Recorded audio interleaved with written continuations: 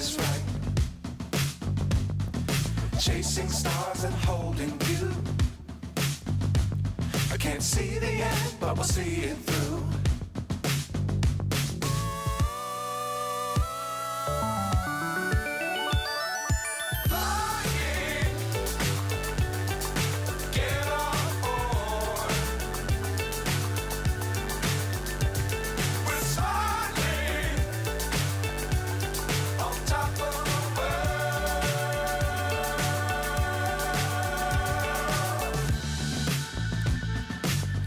Times don't fly too high.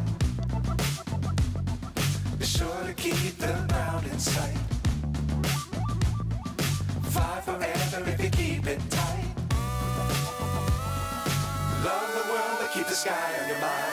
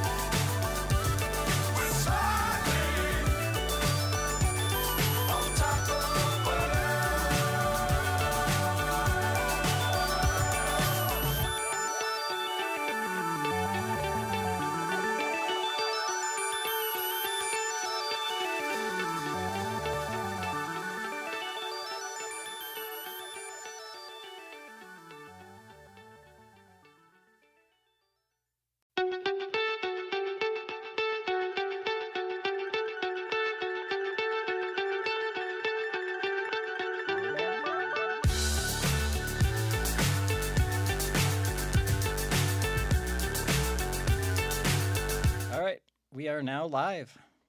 All yours, Josh.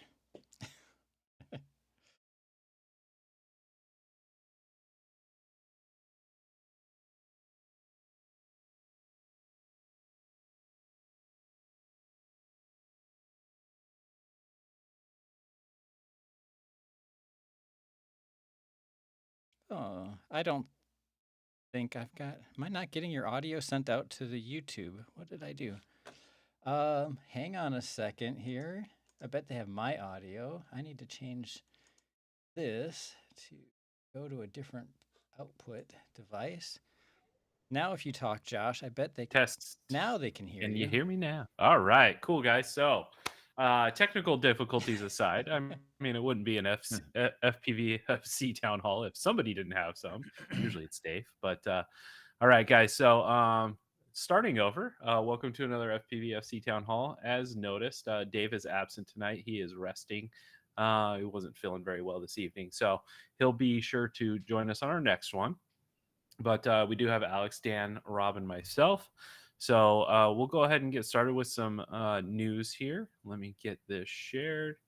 And good to go. So starting off, we did have a Senate confirmation of Brian Bedford as our FAA administrator. So this is coming from Drone XL. On July 9th, 2025, today, the U.S. Senate confirmed Brian Bedford as the FAA administrator, taking the former Republic Airways CEO with overseeing critical airspace reforms, including drone integration. Bedford's confirmation, secured by a 53-43 vote, according to the New York Times, positions him to tackle urgent safety and modernization challenges at a pivotal moment for U.S. aviation, particularly for drone professionals and enthusiasts. So Bedford inherits an FAA under pressure to overhaul outdated air traffic control systems, some dating back to the 1960s. That's scary. So we're operating on 65-year-old tech right now. That's good times, which have caused outages and near misses. These aging systems struggle to accommodate the growing presence of drones in the national airspace. Bedford has pledged to prioritize a $12.5 billion modernization plan, described by Transportation Secretary Sean Duffy as a down payment for upgrades. This funding, equivalent to a multi-year investment, aims to replace obsolete radar and telecommunications with advanced technologies enabling safer drone operations at altitudes below 400 feet. The modernization effort promises significant benefits for drone pilots. Enhanced surveillance and automation systems will improve real-time tracking, reducing collision risks as drone deliveries and aerial inspections expand. Bedford's industry experience spanning over 30 years positions him to streamline regulations, potentially easing restrictions on beyond visual line of sight operations. We have to embrace transparency and accountability as we move forward in this process. Speaking of beyond visual line of sight, which is our next article, we are now 1 day late on the 30-day timeline for the beyond visual line of sight NPRM. I did check the registry just for grins and giggles before the show tonight, and it ain't there. So, Anyone surprised? color me shocked, Alex. I'm super shocked. Can you tell? So we'll wait to see what happens there. So Bedford's leadership arrives as the FAA faces staffing shortages and increased scrutiny following a January 2025 mid-air collision. His mandate includes hiring thousands of air traffic controllers and integrating drones alongside emerging technologies like flying taxis. Still skeptical on the flying taxis. With Congress approving $12.5 billion, Bedford must deliver measurable progress within his 5-year term. So we'll see what happens. He must deliver measurable progress, or what? Exactly, right? I mean, or the same consequences as when they missed the 30-day deadline. Crickets. Yeah. What consequences does the government get? You know, that's a great question. Well, Alex. Probably he could get fired, but get a big pay amount of money to leave, or get a better job when he's gone. Yeah, golden parachute, all those things. So we'll see what happens with Brian Bedford. We look forward to working with him, obviously, as part of what we do here. But it'll be interesting to see what happens there. So let's skip forward to the beyond visual line of sight. Today marks exactly 31 days since President Trump's executive orders on drone technology were published, making this the first day past the ambitious 30-day deadline for the FAA to issue the much anticipated beyond visual line of sight notice of proposed rulemaking. As the drone industry holds its collective breath, I'm really not holding mine. The question remains, is today the day the long-awaited Part 108 rule finally sees the light of day, or are we witnessing yet another missed deadline in the protracted saga of U.S. drone rulemaking? So, we're still waiting. So, when President Trump signed the Unleashing American Drone Dominance executive order on June 6th, the drone industry took notice of an unprecedented level of presidential attention to the beyond visual line of sight operations. The order placed BVLOS as the first bullet point of the administration's drone strategy, mandating that the Secretary of Transportation, acting through the FAA administrator, issue a proposed rule enabling beyond visual line of sight operations within 30 days. The executive order's language was unambiguous, established clear performance and safety metrics within 30 days with a final rule to follow within 240 days. This represented one of the most aggressive timelines ever established for major aviation rulemaking, compressing what typically takes years into months. And obviously, this is from Drone Life, and they go on to bring to light the pattern of missed deadlines. This is something we've highlighted over the years as the FAA just continues to miss deadline after deadline after deadline. I think right after, it was not this last one, but the one before that, the FAA reauthorization bill. We kept a calendar on our website. It might even still be there. Of all the dates that things were supposed to happen, and I don't think a single one landed on time, right, Dan? I don't think so either. I think not even close for most of them.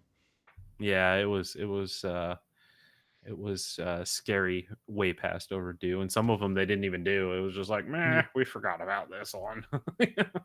So maybe as punishment for not getting these rules out, it should be treated as a government shutdown where they don't get paid until where the you employees don't know, get paid until the rule comes out. sometimes that would make some sense, Alex.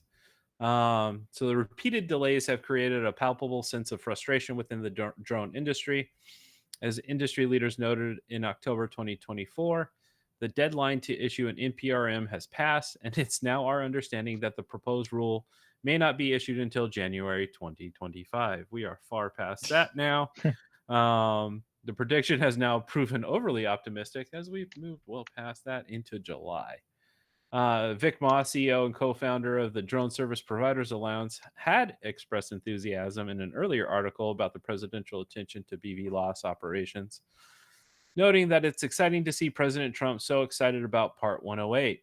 Industry advocacy groups of UC and the Commercial Drone Alliance heralded the orders as clear progress. However, even this level of executive engagement appears insufficient to overcome the regulatory inertia that has plagued BV loss rulemaking for years.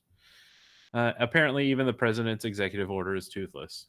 So we'll see what happens. It'll be interesting to see what the response is from the executive branch on the missed deadlines. I'm not holding my breath on this one. So, but yeah, we'll keep you updated. If we see something, we will say something, and we'll be digging into it as soon as it arrives. So, let's see. Let's reach out to this one. So, this is interesting. Trump and Congress finalize a law that could hurt your Wi-Fi. So, while not directly drone related, buried within the big beautiful bill, they passed some legislation that regains the FCC's authority to hold spectrum auctions. So, yeah, not only that, but it basically requires them to sell some of it. yeah, it does. So, the Senate budget bill pitched by Ted Cruz called for at least 800 megahertz to be auctioned and allow part of it to be taken from the 6 gigahertz band that's being used to boost speeds in the new generation of Wi-Fi networks. The House previously voted to exclude the entire 6 gigahertz band from spectrum auctions, but ultimately adopted the Senate's language in a 2018 to 214 vote when it approved the final budget bill on July 3rd. It was signed into law by President Trump on July 4th. The new law also allows spectrum to be taken from the Citizens Broadband Radio Service, which goes from 3.55 to 3.7 gigahertz. While other spectrum bands could be targeted too, advocates say it would be hard for the FCC to fulfill congressional mandate without taking spectrum from Wi-Fi, CBRS, or both. The WISPA, which is the Wireless Internet Service Providers Association, that's a cool name, which represents small ISPs, said that the vast majority of WISPA members employ CBRS and or 6 gigahertz services to deliver broadband to their rural and under-resourced communities. WISPA says it's grateful for the new law's tax breaks, but these benefits are likely to be offset by the package's stance on spectrum. More specifically, in its quest to generate revenues to pay for legislation, it potentially puts CBRS and 6 gigahertz spectrum on the auction block at the FCC. So let's see. We got 1200 megahertz. Go ahead. I was gonna say, you probably skip down to the part that's more relevant to FPV. Like this goes over about, how the chair of the FCC in the past said, 6 gigahertz should be all for Wi-Fi, and then he got hired by the cell phone companies, and all of a sudden, hey, we should sell that to the cell phone companies now that I work for them. But then farther on down here, it basically talks more about, well, the auction is for anything from 1.3 gigahertz through 10 gigahertz. But most of it's already being used by the government, which they're not going to get rid of, so that leaves the stuff we use. Yep. So, let's see. Trying to find that position. Like so all of the auction spectrum must come from the law's covered band, which stretches from 1.3 to 10.5 gigahertz. But the 1.35 gigahertz of that is specifically excluded because it's used by the military, and much of the rest is already allocated to other federal users and mobile broadband network. Under this budget bill, the FCC could be forced to sell off as much as half of the currently unlicensed spectrum in the 6 gigahertz band to meet the higher auction quota. But realistically, the fact that the FCC now has authority to auction off space, I mean, it puts the amateur areas of spectrum into jeopardy. So, which is what Dan was kind of alluding to. It does seem like a And you- long shot that it'll happen, that it'll be like the 2.4 or 5.8 that we're using for FPV stuff. But who knows? You never know. It's I not mean, it ruled is the out. government, It's right? Yeah, a exactly. possibility as part of this.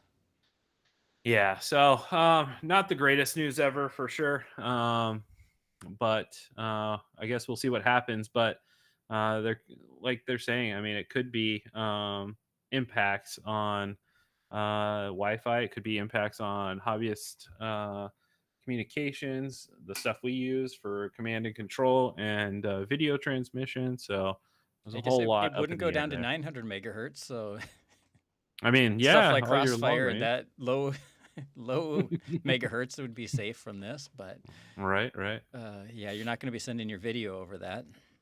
Yeah, definitely not. So, all right. Let's see. This is kind of cool. I think we touched on this on an earlier town hall, but county to test. So this is Pennsylvania county to test medical drone deliveries through 911 dispatch. So a coalition of public agencies and private companies is seeking to demonstrate the viability of using a 911 dispatch system to dispatch drones filled with medical supplies and life-saving equipment to patients in a rugged rural area of western Pennsylvania. A project known as Drone 814 will conduct a series of test flights this summer in which the Cambria County Emergency Services will dispatch the supply-laden UAVs in response to emergency medical 911 calls emanating from the mountainous region surrounding Johnstown, Pennsylvania.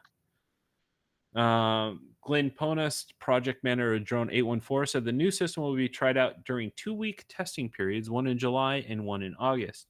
During those 2 time windows, whenever a 911 call that meets the proper criteria for medical drone response comes to the Cambria County 911 Dispatch Center, both a UAV and an ambulance will be sent out in response.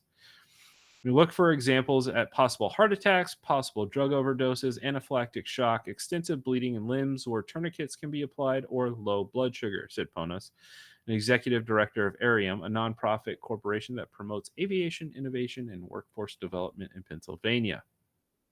Arium is working in partnership with drone delivery service and software company DroneUp, which is handling the UAV flight operations for the project. The 911 dispatch will contact DroneUp, which will dispatch a drone to the scene. It will travel beyond visual line of sight, upwards of 8 miles away from where the drone is launched, and it will carry on board an EpiPen, Narcan, an electronic defibrillator, a tourniquet, and oral glucose, Ponas said. At the same time, the dispatch operator will send out a team of first responders to the site of the medical emergency, knowing that in all likelihood, the drone will arrive ahead of human responders. It will lower the package containing medical supplies equipment to the person at the scene who placed a 911 call and who has remained on the line with the 911 dispatcher. So this is pretty cool. I'll be interested to see. I mean, the problem I'm having, and I say this as I watched my next door neighbor receive a Amazon drone delivery a couple days ago.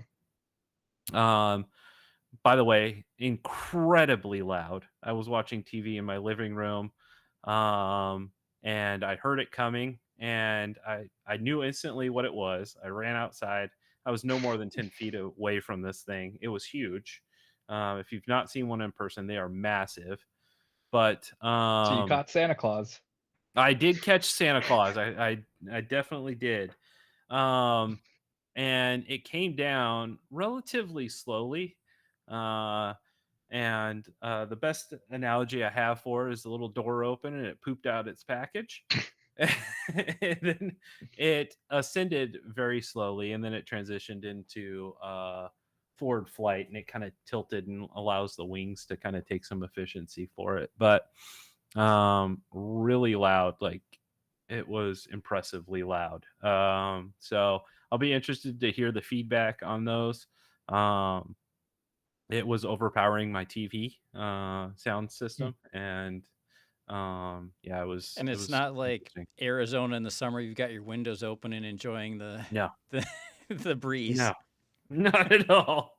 By the way, it's 114 today. In case anybody cares, it's impressively hot today. So, I wonder um, what the upper limit is for when they send the drones for delivery. If they've got a too hot to fly. yeah, I mean, it was probably maybe 5 or 6 o'clock in the evening. So, but driving to work, I see them flying. Whenever I'm out and about, I'll see one floating around. So, they're definitely doing multiple flights a day. I don't know exactly how many, but I probably see, I don't know, 2 or 3 a week if I'm looking out for them. So, um, but yeah, that was the closest I'd ever been to one, and it was literally my next door neighbor, and I was maybe 10 feet away from the thing. So, but yeah, Sounds, they are loud for sure. sounds like you need to order some more, or All it's a way, right, yeah, I know. or if there's someone who annoys you, you could order packages delivered to their place with them.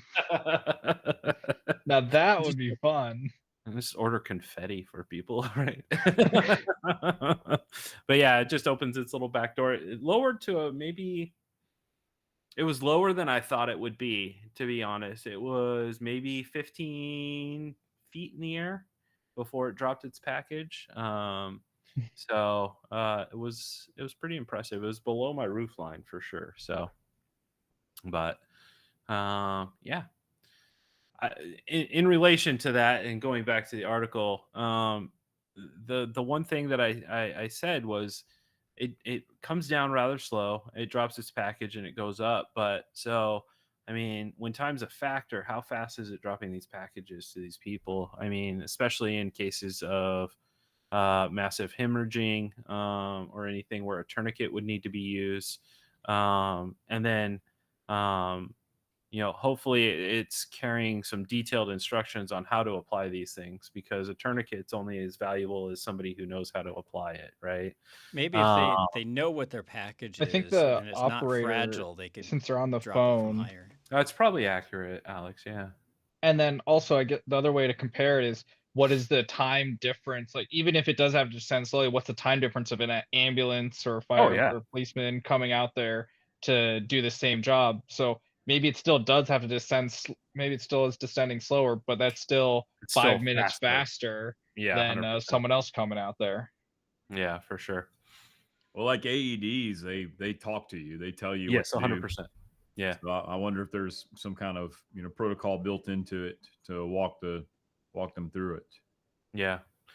And as Dan was saying, they're on the phone with the operator too, right? So hopefully they're walking them through that application of that. AEDs are pretty much goof proof, right? They literally talk you through every step of that process, which is why they're such great life-saving tools. But yeah, I look to see the result. I hope to see the results out of this. I hope they publish them, and hopefully we can come back and talk about them. So, all right.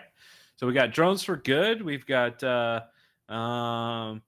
missed NPRMs. We've got Spectrum being sold off, and now we've got somebody did something stupid. So this is in Kerr County, Texas. A private drone collided with a rescue helicopter over Hill County flood zone on Monday afternoon, according to officials. In a social media post, the city of Kerrville said the drone was operating in restricted airspace and the helicopter was forced to make an emergency landing. As a result, a piece of response equipment is now out of service, the post stated. As a Monday morning press conference, city manager Dalton Rice urged the public to keep personal drones out of the air as authorities conduct their search and rescue operations. On Monday afternoon, city officials stated this is not a suggestion and emphasized that federal airspace rules are in place to protect lives during emergencies. It's vital to keeping people and equipment safe. Kerr Kerr County officials reiterated Monday afternoon that 10 campers and 1 counselor from Camp Mystic are still missing. So this was a couple days ago. But yeah, I mean, this is bad deal. We don't want to take out rescue equipment. I believe this happened as well during the fires in LA. Mm-hmm. Yep. It's another example of don't be that guy. So I'm sure everybody is trying to, we're trying to launch rescue efforts and all that kind of thing. But understand that when lives are in danger, this is a bad deal. So, I talked and- to the captain over DPS Aviation a few days ago. Currently, Yeah. as of then, they had Texas DPS, Texas Parks and Wildlife, and then 8 additional municipalities that had UAS operations. So that's 10 entities. It's comprising of a whole lot of people. There's a lot of drone integration going on down there. So Yeah. I do want to point out though that a lot of people rely on their Lance notification app to check for TFRs, and that's not an officially approved FAA means of compliance. You're supposed to get on the FAA website and search for the TFRs, because if your Lance provider does not upload them into whatever application you choose to use, you're not going to see it and you're not going to know it, and that's not a defense to prosecution. So you can pretty much guarantee, though, when there's national disasters of this magnitude, there's going to be TFRs. Yeah, Mm-hmm. 100%. So, guys, just make sure you're looking at that stuff, and make sure like Rob said, if there's something going on, a natural disaster, fires, all those different things, just assume there's a TFR and act accordingly. So, all right, let's see. Congress targets active shooter situations with a new de-escalation drone bill. A bipartisan House bill would launch a pilot program to test how small, non-lethal drones could help law enforcement manage active shooter situations and other high-risk scenarios.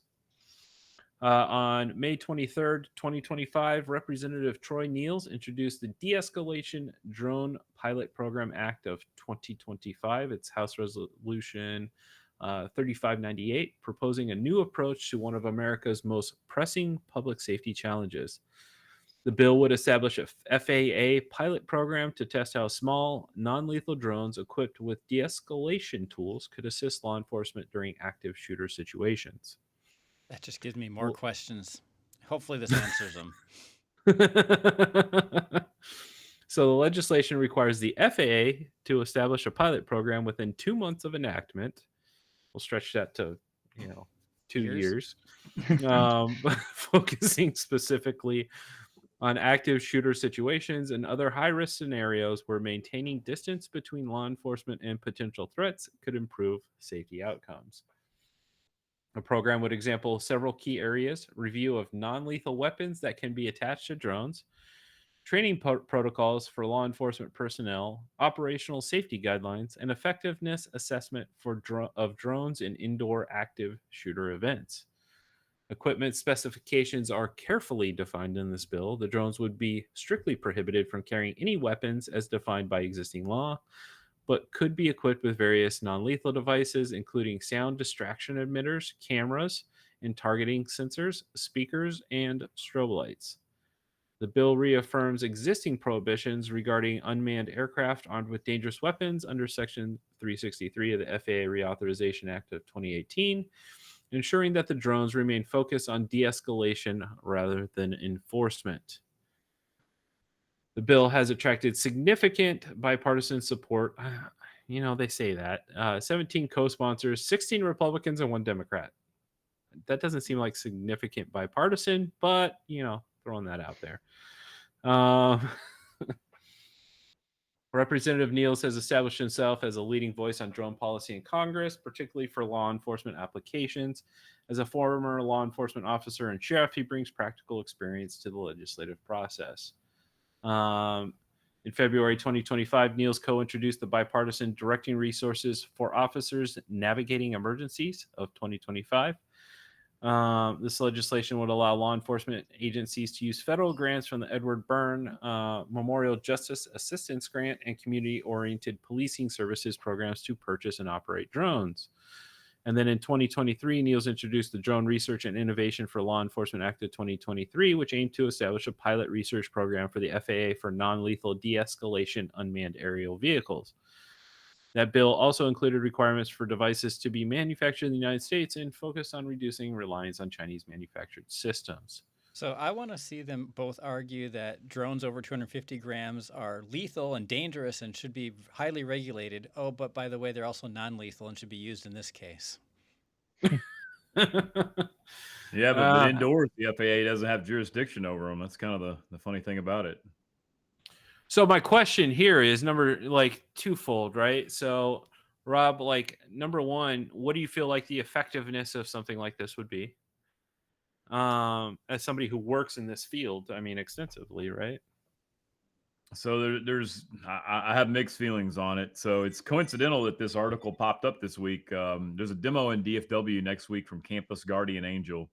That's a Texas-based company that's making tech to fit this. Their website's pretty cool. They've actually got little Cinewhoop style aircraft that they're ripping through schools. One of the videos are even doing like split S's and stuff like that going between stories, which obviously is probably not going to be realistic.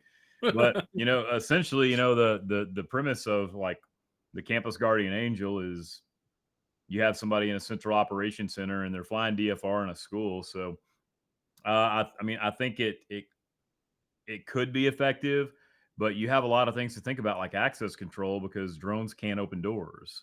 Mm-hmm. So, and then you've also got to think about the experience of the pilot. I mean, all of us here fly FPV, and when we fly indoors, especially when you're flying real FPV indoors, you crash.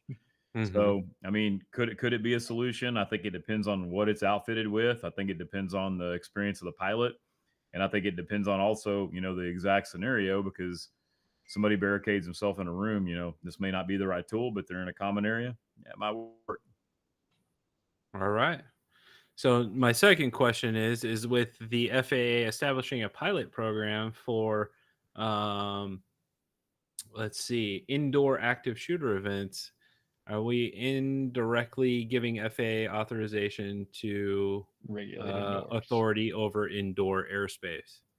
So, well, is it it's a thought. airspace? I mean, Indoor space, indoor not indoor space. airspace. I mean, so think about that for a second. Chew on that for a little while. We'll see what happens with that. But Yeah, it's like, what are they asking the FAA to do in this case? Because they don't need to adjust any regulations to make it possible. Right. So but is it like to give grants and help produce the people and the technology to make it more possible? Maybe. And in that case, is it like Meat's posting in the YouTube? Is this really a coincidence, or is this just a marketing posing as news? So this company got the legislation to make a big deal out of the products that they're about to sell.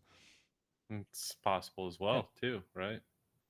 Also, another factor to consider is the FAA considers that they do have authority to regulate indoors if you start from outdoors and enter a structure. They consider that part of their jurisdiction. I don't think it's been enforced anywhere, but right, when you talk to FAA employees, they imply that it is covered. What the definition that the FAA employees tend to use is if the aircraft can access the national airspace system, then it's considered navigable airspace and under the FAA's jurisdiction. So with this, the aircraft might be assumed to be launched from outside, flying into the structure, and that's how the FAA's current interpretation might be used. But then again, this does put in paper a definition like that, saying more like that, which could be tricky. It'll be another side note that I'm not sure I should say or not, but because we're talking about arming UAS, a pocket knife with a blade less than 2.5 inches length is not considered a dangerous weapon. Oh, Alex. Here we go again. So you could poke them a little? Is that what you're saying? Jesus. I'm just saying, it's said in the laws explicitly. Hey, I'm just saying, Alex, I can get a pencil that's this long and it's not considered a dangerous weapon either. Oh But my a pencil goodness. isn't specified. Right. All right. So we'll see what happens with this. I will go through the language of this and just kind of pick it apart, but it'll be interesting to see where this goes. So, any involvement with the FAA creating something is, I just, I don't hold my breath on because it could take them forever. Do so, they need more work to do to not get done in right? time? Do they not have enough? Like, that my question. I don't know. All right. So a House panel wants anti-drone systems at U.S. defense facilities. So this is kind of on the edge of things, but the draft defense authorization bill that the House Armed Services Committee plans to mark up in the coming days would require the Pentagon to set up counter drone defenses at a handful of military-related facilities inside the United States. The mandate is one of several ways the measure manifests deep congressional concerns about whether the U.S. military and American society more broadly is responding quickly and properly to advances in warfare in ongoing wars. One key question concerns how American forces, both overseas and in stateside bases, might defend against lethal drones. Such weapons are on display in great numbers in conflicts from Ukraine to the Red Sea, and China is producing them en masse and less expensively than America is. Ukraine opened the eyes around the world to the changing face of warfare with Operation Spiderweb. In that campaign, Ukraine clandestinely inserted drones into Russia, hidden inside trucks, and then on June 1st, remotely launched dozens of the weapons against Russian military airfields. The other critical matter on congressional minds is how America's drones and guided weapons can be effective in the face of adversaries' increasing ability to jam the radio frequencies and GPS signals that U.S. forces and their weaponry need to find their way in combat. Just pointing out, guys, that soldiers found their way around battlefields long before GPS was invented. Just saying. Sometimes old school is the right school. Uncrewed systems pose both an urgent and enduring threat to United States personnel, facilities, and assets, to include those located inside the United States homeland, said the draft report accompanying the fiscal 2026 NDAA. These threats are rapidly changing on how wars are fought in real time, as recently seen in conflicts in the Middle East and Ukraine. Notably, the draft NDAA measure would require the defense secretary and administrator of the FAA to choose 4 facilities or assets in the United States where counter drone systems will be deployed within a year of the fiscal's 2026 NDAA's enactment. So more stuff for the FAA to do. Goodness me. So, a draft NDAA contains more than half a dozen mandates for Defense Department officials to brief lawmakers on how the Pentagon is addressing the pressing changes in warfare, including required updates on how the department is responding to lessons learned from drone warfare in Ukraine and the Middle East by improving U.S. doctrine, planning, training, and equipping in response. How the department and the wider U.S. government is progressing at keeping Western technologies out of the Iranian drones that are wreaking damage in multiple conflicts. How the Army plans to expand and diversify its systems for countering drone attacks. The Air Force's plan for defending bases against aerial attacks by using land-based versions of the Navy's Phalanx air defense weapon, a cannon that can shoot down artillery rounds, mortars, rockets, and drones, and that the Army is also using. How the U.S. military plans to operate its own drones and loitering munitions when they are contested by jamming, and the feasibility of land-based systems that could replace GPS for navigation and timing if the satellite signal is jammed or otherwise unavailable. So, lots of stuff going on there. I think the requirement is 4 U.S. bases that will need to be selected for that. So, but with that is all. Oh, we lost Alex. Bye, Alex. With that is all I have for this evening. Oh, there's Alex. Dan, do you have anything for us this evening? No, nothing this week. All right, Rob, what you got, buddy? Nothing groundbreaking this week. Okay. Alex, anything on your side of things? Not that I can think of off the top of my head, at least right now. But give me an hour, and I'll think of something. You've had 2 weeks since our last meeting to think of something. Yeah, but I can forget a lot in 2 weeks too. I could have He's learned busy something burning an his hour drones ago to and the forgot ground. about it. So, all right, guys. Well, we will wrap it up a little bit early tonight then. Thank I you for. remember. I Oh, know something. hey, there we go. See, I told you. Hey, it's faster than an hour. True story. I saw a video from the Wall Street Journal about fireworks on drones for drone shows. That was pretty neat. And happy 4th to everyone, because that happened. Yeah, So, like, absolutely. you fly drones around with lights for a light show, but they also shoot off fireworks? Yeah. Let me. Yeah, the Quickly. last drone show I saw had like sparkler type stuff where they had Yeah. fire displays in the sky. Well, I guess It's if pretty light shows are cool and fireworks are cool, why not have both? Yeah. cool. Yeah. Here, I'll post a link in our little thing if Josh, you want to pull that up for a second. Yeah, absolutely. But it was pretty cool. And here's an art. I know that's just a video, but there's an article for it. No, it's just the video too. It's not an article about it. Never mind. It's just from the Wall Street Journal website itself, which All right. you have more ads than YouTube. I mean, is that possible? I mean, YouTube has a lot of ads these days. All right. Let's see what we got.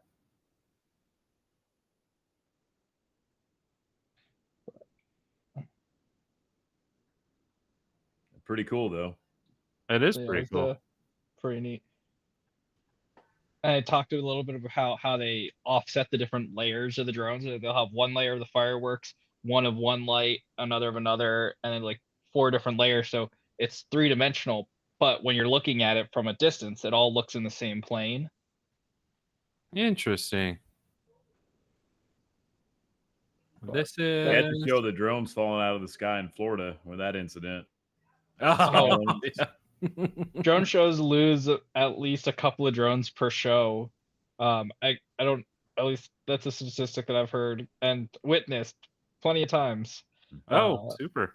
So it's actually not uncommon for drones to be at least to lose a few drones per show. Oh, they got little launchers on them. That's awesome. Yep. That's cool. Yeah, I thought it was pretty cool.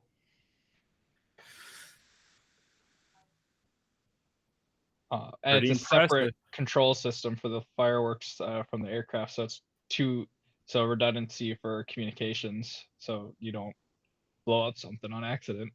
Yeah. That's pretty impressive.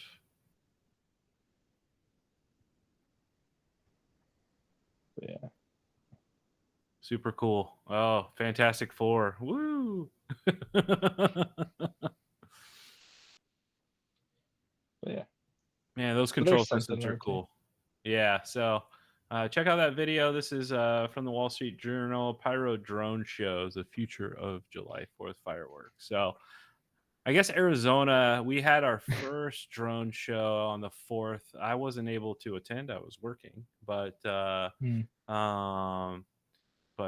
was hoping to see it as I drove home, but apparently they kept it super low and you couldn't really see it from outside the stadium where it was at. So don't know. Didn't get to see it. I was looking for it as I was driving home. Just got to witness everybody and their fun fireworks across the city as I was coming home. So, but all right, guys. With that, we'll wrap that up with cool fireworks, and hopefully everybody had a fantastic 4th, and hopefully everybody's enjoying the summer where it's not 114 degrees.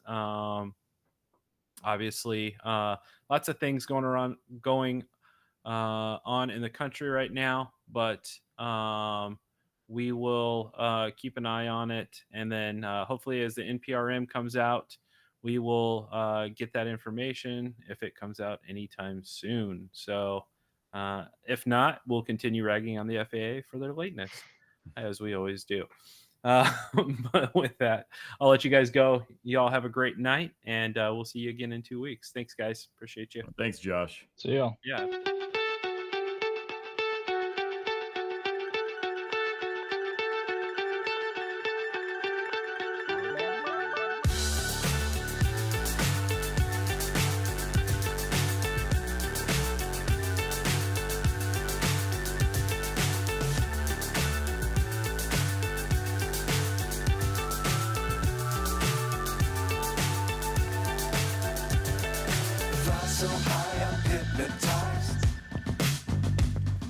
What's up is down, what's left is right.